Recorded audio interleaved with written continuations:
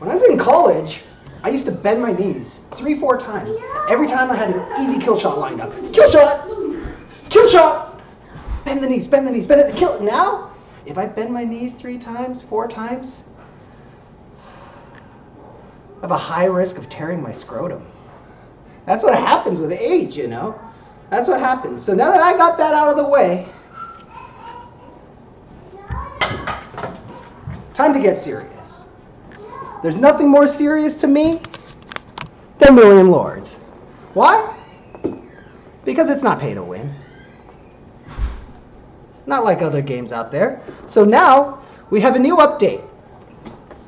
An XP balance change. So basically they increased the amount of experience given to every league by 25%, which has the most effect on legendary and diamond players, because legendary players used to get 0% on attacks. They'd only get experience on defense. And because of this, attacking was just not worthwhile to basically attack and get attacked and attack again to city trade, basically. So now that they've done the balance change, it's a lot easier to level again. So there's a much better balance between attacking and defending, because before the update it was all about attacking. After the update it was all about defending. And now there's advantages in both, because by attacking you're able to get more troops through leveling, because you can level higher, because they raise the legendary tier to 25% and diamond to 50%. So if I go around only attacking top players, I'm going to get a 200% bonus, and then I'll get either 25 or 50%. So I tend to stay right at the edge of diamond and legendary. That way I can make all my attacks for bonus experience. And then when I get too high in legendary, I just stop attacking for a while. Especially you want to do this on the big attacks, because if you're attacking cities right now at this point of the game, you know, halfway through the season, you know, level 100 cities, you want to maximize the experience. And another thing is, if you fail and you somehow get walled, because it's always a possibility, they could have troops that are on their way to the same city that you're attacking, where, you know, they wouldn't be able to get there normally because it's too far away. But if they're already on their way, you're just dead, there's nothing you can do about it.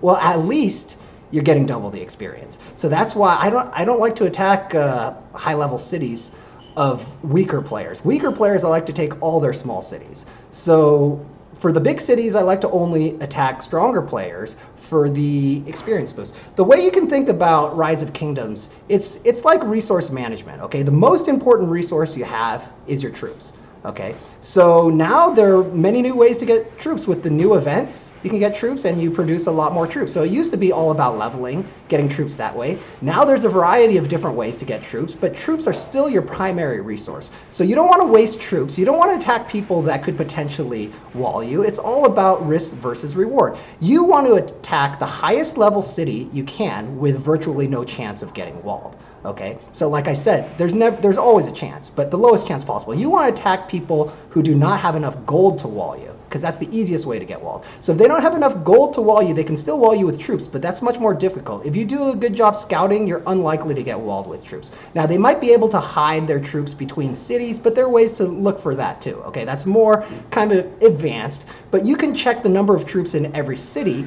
And if they've moved the troops recently, then there's a chance that the troops there are hidden. But if every city has 500,000 or 1 million troops, you know they haven't moved troops within those cities recently. So that's one way you can tell. That's just on a side note. So anyway, the changes are exactly what I would have done, okay, adding 25% to each tier, because defense was becoming too big of a part of the game. This makes it basically perfectly balanced at this point. So I love the game. You know, like, I'm about to hit level 77, but I don't have that many troops, because they also nerf the amount of troops you get per level. But now at least they make it easier to level, so I'm going to end up at a higher level than I expected, so I can still compete with some of the big boys, at least on offense. It's still very tough to defend against them unless you wall with troops.